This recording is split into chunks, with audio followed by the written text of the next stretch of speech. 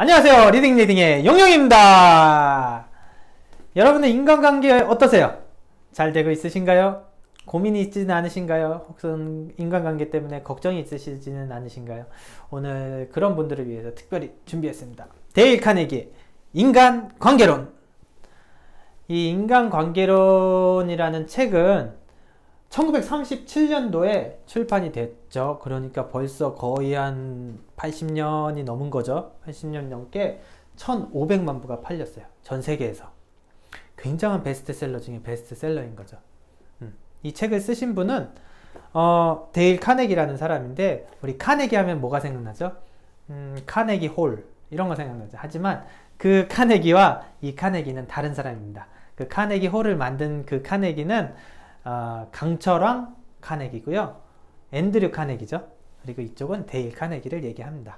이 데일 카네기는 교사를 하면서, 그리고 그 뒤에 세일즈맨도 해보고 여러 가지 사업을 해보면서 YMCA라는 거, 여러분 잘 아시죠? YMCA. 이 YMCA에 강의를 서게 됩니다. 그때부터 15년 동안 강의를 하면서 깨달았던 것들, 어떻게 하면 인간관계를 더 잘할 수 있을 것이라는 것들을 정리해가지고 나온 책이 바로 이 책이에요.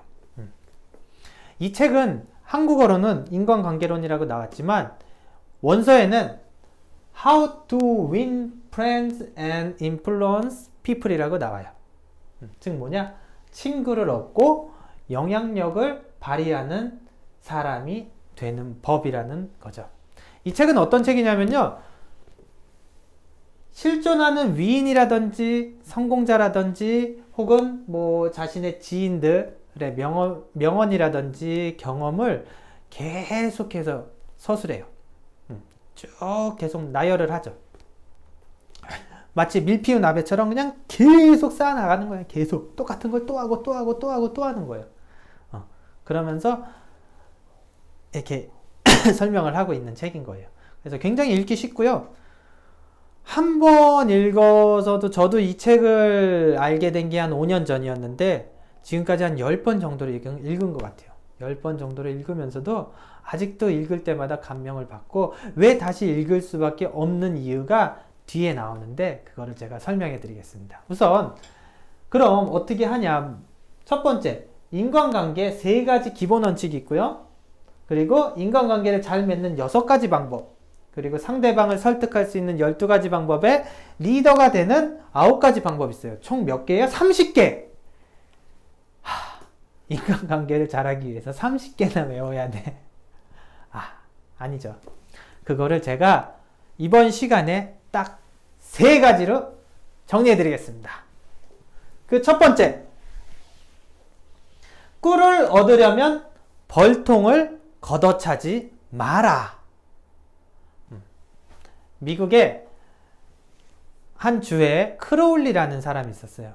결국 그 사람은 별명이 쌍권총 크로울리라는 이름이 되는데, 이 크로울리라는 사람이 어떤 짓을 했냐면은 수십 명의 경찰을 죽인 살인범인 거예요. 원래는 살인하기 전에는 여자친구와 둘이서 교회에 나가서 자동차를 타고 드라이브를 하면서 차를 세우고 둘이 애무를 하고 있었어요. 사랑을 나누고 있었죠. 그런 도중에 경찰관이 나온 거예요. 경찰관이 와가지고 똑똑똑, 이런 데서 이러시면 안 됩니다, 면허증 좀 보여주시죠, 했던 거죠. 그러니까 크로울리는 순간 당황을 했어요. 겁을 먹은 거죠.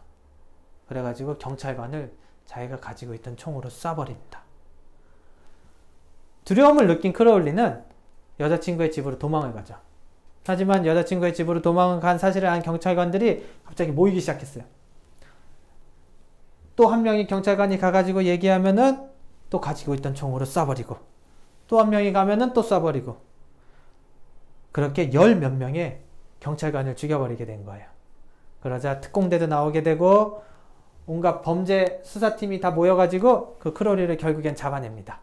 잡아냈는데 이 크로울리가 마지막에 한 말이 정말 깜짝 놀랍니다. 결국 이 크로울리는 정기의자에 사형을 당하게 되는데, 이렇게 잡혔을 때 한 말이, 나는 나를 지켰을 뿐인데 이런 대우를 받는 것은 억울하다라는 거예요. 수십 명을 죽여놓고요. 수십 명을 본인이 총으로 죽여놓고 자기는 억울하다는 거예요. 나는 나의 정의를 실현했을 뿐인 건데. 이 이야기를 데일 카네기가 하면서 결국 뭘 얘기하고 싶었냐? 어떠한 사람도 비판을 받았을 때 그렇군요. 제가 잘못했습니다. 저의 불찰입니다. 앞으로는 그러지 않겠습니다. 라고 하는 사람은 한 명도 없다는 거예요. 누구나 비판을 받으면 분노가 치밀어 오르고 그리고 자신을 정당화시키려고 노력을 한다는 거예요. 그 예로 미국의 굉장히 유명한 갱단의 조직의 보스인 알 카포네도 자신은 자선사업가라고 얘기했다고 해요. 젊은 날을 한평생을 나라와 국민을 위해서 헌신을 했는데 사람들에게서 쏟아오는 비난과 비판은 자신은 이해할 수가 없다라고 얘기를 한 거예요. 그리고 또 하나, 미국의 싱싱교도소라는 데 소장과 데일 카네기가 인터뷰를 했다 그래요. 실제로 교도소에서 복역 중인 그 죄수들은 어떤 정신상태와 어떤 생각을 가지고 복역하고 있나요? 라고 했더니 그 교도소장의 얘기가 대부분의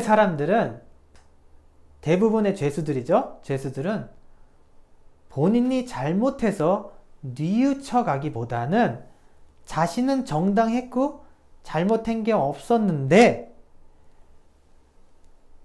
이렇게 몰아가가지고 자신은 부득이하게 형을 살고 있다라고 생각하는 사람들이 많다고 해요. 그렇기 때문에 우리는 절대로 비판하지 말라는 거죠. 거기서 나오는 또 하나의 예가 링컨 대통령. 여러분들 다 아시죠? 링컨. 미국 대통령 중에서도 굉장히 유명한 대통령도 있고 유명하지 않은 대통령도 있고 추앙받는 대통령도 있는가 반면에 추앙받지 못하는 대통령도 있어요. 하지만 링컨은 미국 시민이라면 누구나 다 알고 있는 대통령이죠. 인민에 의한, 인민을 위한 이런 말을 했던 그 대통령. 그 대통령도 젊었을 때는 굉장히 성격이 나빴다고 해요. 이 링컨 대통령이 원래는 변호사였어요. 변호사를 하다가 정치가가 됐는데 변호사 시절에는 자신의 라이벌이라든지 자신과 성격이 안 맞는 사람들이라든지 자신과 의견이 충돌하는 사람들을 다 신문에 고발을 하거나 신문을 기사를 써가지고 그 사람들을 비판했었다고 해요. 근데 그게 굉장히 다른 사람들한테도 영향력이 있었는지 그렇게 해서 정치가까지 되는데 한 정치가가 링컨과 또 성격이 맞지 않았었어요. 뭔가 의견의 충돌이 있었겠죠? 그러자 링컨은 그 사람의 안 좋은 점들, 잘못된 점들 그거를 모두 신문기사에 써버립니다. 그 정치가는 이래서 이런 건 나쁜 점이고 이건 잘못한 점이다 라고 딱 썼어요.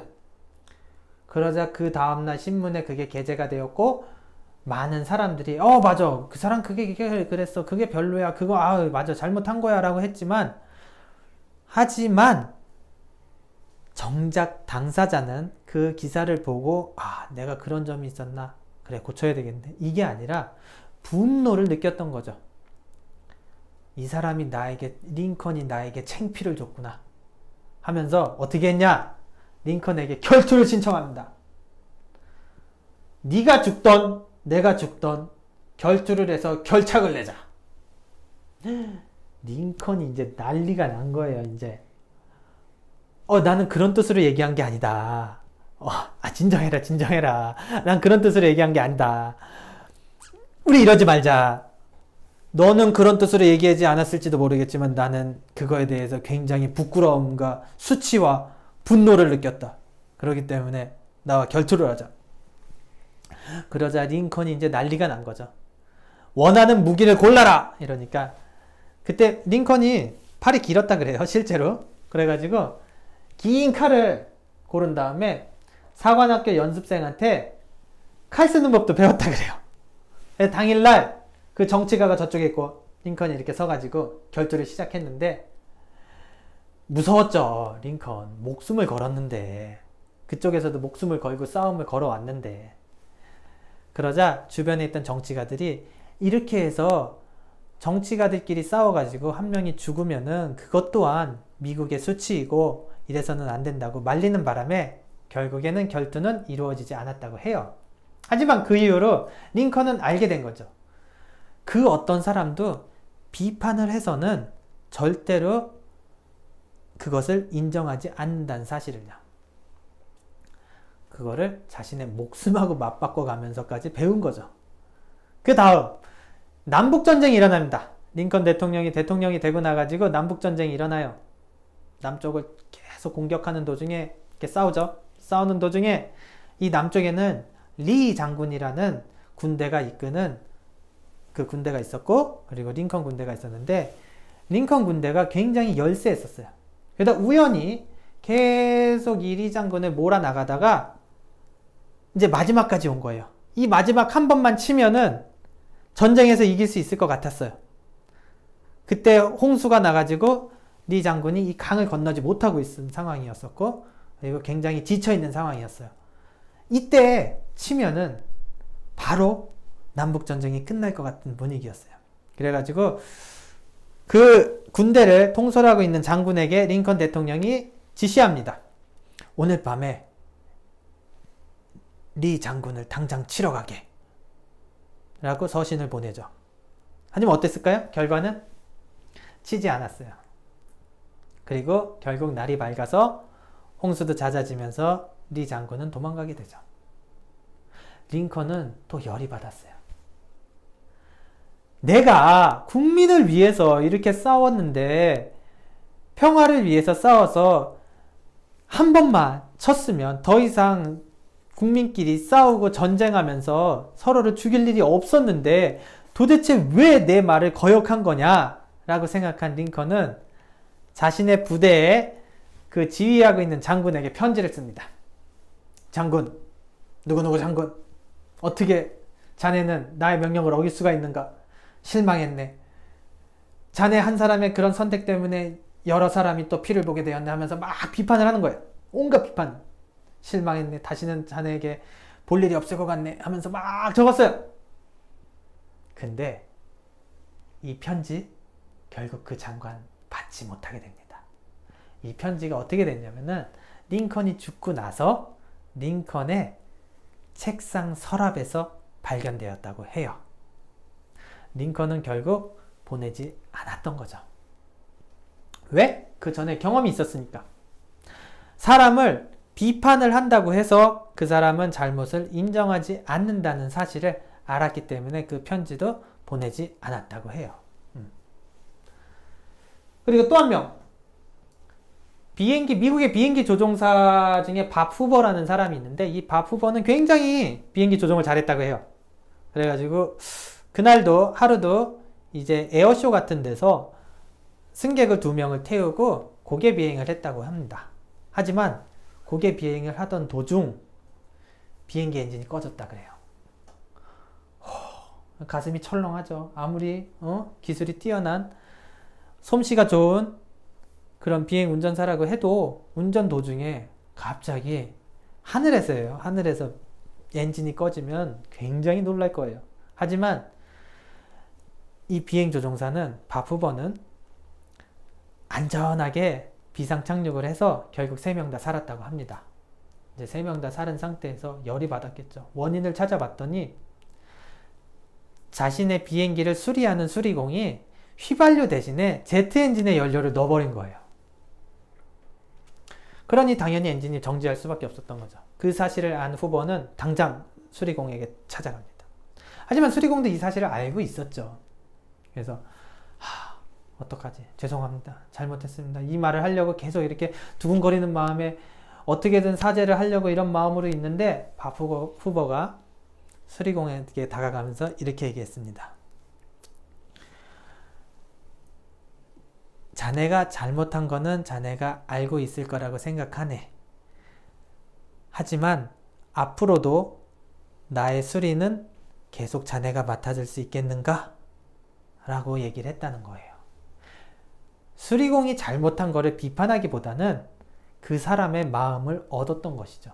그 후로 계속 그 수리공은 더 열심히 밥 후보의 비행기를 수리해줬다고 합니다. 여기서 나오는 거. 첫 번째, 비판하지 마라. 두 번째, 누구나 중요한 사람이고 싶어한다 라는 거예요. 심리학자 프로이드는 이렇게 얘기했다고 해요. 인간이 하는 모든 행동은 두 가지 욕구에서 나오는데, 첫 번째는 성적 욕구, 그리고 두 번째는 위대해지고 싶은 욕망에 의해서 이루어진다고 해요. 또한 윌리엄 제임스는 그런 위대해지고 싶은 욕망을 이렇게도 얘기했습니다. 다른 사람으로부터 인정받고자 하는 갈망이라고. 욕망이 아니에요. 갈망이에요, 갈망. 갈망 뭐죠? 타는 듯한 갈증을 느끼는 욕망이라는 뜻이에요. 없으면 안 된다는 거죠. 여러분들에게 만약 일주일 동안 먹을 게 없으면 먹을 거에 대한 갈망이 생기실까요? 안 생기실까요? 생기죠. 혹 어머니가 아이 둘한테 일주일 동안 먹을 걸 아무것도 주지 않았다고 생각해봐요. 우리들은 그 어머니를 보고 뭐라고 할까요? 이 범죄자야. 이렇게 얘기할 수도 있을 거예요. 그건 범죄야, 범죄 아이들을 하는. 하지만 우리 칭찬은 어떻죠? 사람은 칭찬에 갈망하는 존재라는 거예요. 이 칭찬 일주일, 1년 혹은 10년 동안 안 하시진 않나요? 여러분들 와이프, 여러분들 친구, 여러분들의 여자친구 혹은 남자친구에게 칭찬해 보신 적 있으신가요? 매일같이 칭찬해 주시나요? 그런 얘기를 하는 거예요. 그래서 첫 번째 나오죠. 카네기. 그 카네기 홀의 강철왕 카네기, 앤드류 카네기가 나옵니다.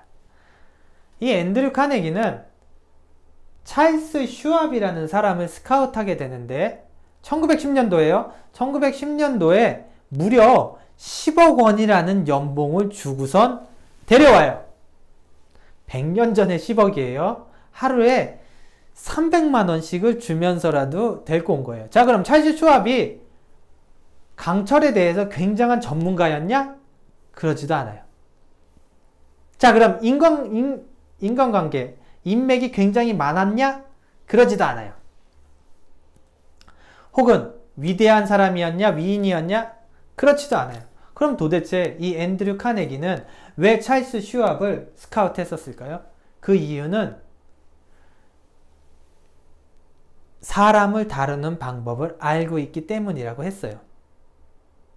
찰스 슈왑이 가장 잘했던 건 뭐냐면은 그 강철 회사에 그 어떤 한 사람이라도 비판하지 않고 칭찬했다고 해요.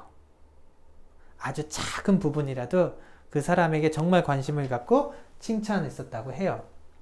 그게 앤드류 카네기의 묘비명에 나옵니다. 보통 앤드류 카네기 묘비명, 앤드류 카네기 정도 되는 사람의 묘비명이라면 어떻게 쓸까요? 저 같으면 이렇게 썼을 수도 있을 겁니다. 위대한 강철왕 여기에 잠들다. 하지만 앤드류 카네기는 자신의 묘비명에 이렇게 적습니다. 나보다 현명한 사람을 모이게 만들 수 있는 법을 터득한 자 여기에 잠들다. 라고요. 나보다 잘난 사람, 나보다 현명한 사람, 나보다 뛰어난 사람을 내 주변에 모이게 할 수 있는 사람 여기에 잠들다 해요. 즉, 그런 사람들을 모이게 할 수 있는 법은 뭐다? 비판하지 말고 칭찬한다는 거예요. 우리 또 유명한 사람 중에 한 명인 록펠러라는 사람이 있어요. 록펠러 가문 지금 엄청나죠? 록펠러 1세, 이 록펠러 1세가 사업을 하는 도중에 사업 동료가 사와야 되는 물건을 잘못 사왔다고 해요. 그것도 한두 푼도 아니고 몇십억 원어치를 잘못 사와가지고 몇십억 원어치 손해를 보게 된 상황인 거예요. 화가 날 만하죠. 화가 나요. 사장 입장으로는. 하지만 록펠러는 그 사업 동료를 절대로 비판하지 않고 이렇게 얘기했다고 해요. 자네 수완이 정말 대단하네. 그 중에 60%라도 다시 돈으로 돌려받았으니까 말이야. 그런 자네를 정말 인정한다네 라고 얘기했다고 해요. 그 이후로는 뭐 말할 것도 없겠죠? 굉장히 록펠러는 크게 성공하게 됩니다. 이거에서도 볼 수 있듯이 칭찬을 하라는 거죠. 이런 내용들이 계속 나와요. 책에 보면은 정말 한두 가지가 아니라 했던 말 또 하고 했던 말 또 하고 했던 말 또 합니다. 잊어버릴 듯 싶으면 읽다가 잊어버릴 듯 싶으면 또 하고 잊어버릴 듯 싶으면 또 합니다. 그렇게 자신의 했던 자신의 경험이라든지 이런 것보다도 다른 사람들의 말을 굉장히 인용해요. 위대한 사람들, 경영자 이렇게. 근데 신기한 거는 좀 귀차니즘이 있었는지 어떤 사람은 회사를 밝히는데 어떤 사람은 회사도 안 밝히고 이름도 밝히지 않는 사람도 있고 어떤 사람은 이름도 밝히기도 하고 그리고 나중에 나오면 귀찮지만 나중에는 막 옛날 중국 사람 막 이런 사람들 인용도 하기도 해요. 무명의 중국 사람 이런 사람들. 그래가지고 두 번째 칭찬하라. 자, 세 번째 뭘까요? 세 번째 낚싯바늘에 생선이 좋아하는 미끼를 달아라. 너무 당연한 거 얘기하는 거 아니에요? 낚싯바늘에 생선이 좋아하는 떡밥이라든지 지렁이를 다는 게 당연히 맞다고 생각하시죠? 하지만 인간관계에서 그러고 계신가요? 영국의 수상 로이드가 이렇게 얘기했답니다. 낚싯바늘에는 제발 생선이 좋아하는 미끼를 달으라고. 우리 생일 선물도 많이 그러지 않나요? 우리 생일 선물할 때 상대방이 정말로 좋아하는 거를 선물하고 계신가요? 아니면은 내가 좋아하는 거를 선물하고 계신가요? 내가 좋아하는 거를 당연히 남들도 좋아할 거라고 생각하면서 선물하시는 분들도 계실 거라고 생각해요. 하지만 데일 카네기는 그렇게 얘기를 하죠. 상대방이 원하는 것을 주라고. 그래서 이 랄프 waldo 에머슨이라는 분이 있어요. 에머슨도 굉장히 유명한 사람이에요. 근데 이 에머슨이 하루는 자기 아들과 같이 말을 목장에서 이렇게 말을 키우다가 마구간으로 데려가고 싶어가지고 고삐를 끌었다 그래요. 그리고 아들은 뒤에서 말의 엉덩이를 밀고요. 하지만 말은 그 들판에 있는 풀을 계속 뜯어먹고 있었어요. 도무지 움직이질 않아요. 움직이지, 안 나와 막 이러면서 낑낑대고 있으니까 그 같이 거기서 일하시던 아주머니가 슬슬 걸어오시더니 그렇게 해서는 마구간으로 말을 집어넣을 수 없다고 하셔요. 그러더니 여물을 손에 쥐고 그 말 입에다가 넣어버립니다. 넣고선 그러자 그 말이 그 손을 빨기 시작하면서 아주머니를 쫓아오기 시작했어요.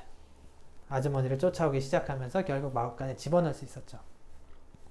결국 뭐예요? 생일 선물하고 똑같은 거예요. 말은 풀을 원했어요. 하지만 에머슨은 그 말이 마구간에 들어가기를 원한 거예요. 근데 그 아주머니는 현명하게 어떻게 했죠? 말이 원하는 걸 주면서 내가 원하는 걸 이룰 수가 있었던 거예요. 그렇기 때문에 사람들의 욕구를 불러일으키라는 거예요. 또 하나의 예로는 한 미국의 주유 회사가 있었어요. 쉘가스 주유 회사가 있었는데 여러 점포들을 이제 관리를 하겠죠. 여러 점포들을 관리를 하는데 한 곳의 주유소 사장님이 정말 청소를 안 하는 거예요. 타일러 보기도 하고 꾸짖어 보기도 하면서 제발 좀 청소해라, 좀 깨끗하게 해라, 그래야지 사람들이 온다, 그래야지만 매출이 는다. 아무리 얘기를 해도 그 사장님은 듣지를 않는 거예요. 절대 청소를 안 하고. 그러자 생각해서 그 직원은 그 사장님을 데리고 그 지역에서 가장 깨끗한 주유소를 찾아가게 됩니다. 아무 말도 없이. 그냥 보여줬어요. 그 지역에서 가장 깨끗하고 서비스를 잘하는 주유소를 싹 보여줬어요. 그러자 그 사장님은 마음속에서 와, 여기 멋있다. 우리 주유소도 저렇게 해야 되겠는데? 라는 마음을 먹게 되면서 돌아가서는 청소를 했다고 해요. 그 다음 얘기는 아시겠죠? 매출이 굉장히 늘었던 거죠. 또 하나, 딸이 아침을 주는데 도무지 먹지를 않는다 그래요. 아침을 차려주는데 딸이 먹지를 않아. 그래서 어머니가 생각한 게 뭐냐? 이 딸이 어른 흉내 내는 걸 좋아하는구나. 어른처럼 보이고 싶어 하는구나. 라는 것을 깨달은 뒤로는 그 딸에게, 아버지에게 자기 대신 아침을 준비해 주라고 얘기를 했어요. 물론 옆에서 같이 썰고 도와줬겠죠. 도와주고 나니까 딸이 기분이 좋아가지고 어른이 된 마냥 요리도 하고 이러면서 아버지에게 아침을 차려드렸어요. 그러면서 아버지에게 얘기했죠. 아버지, 아침 됐어요. 같이 드세요. 아버지가 먹고 있는데 딸이 먹었을까요? 안 먹었을까요? 당연히 먹었다는 거죠. 그 사람들의 욕구를 불러 일으키라는 거예요. 그래서 인간관계를 잘할 수 있는 3가지 기본 원칙. 비판하지 말고 칭찬하고 사람들의 욕구를 불러 일으켜라.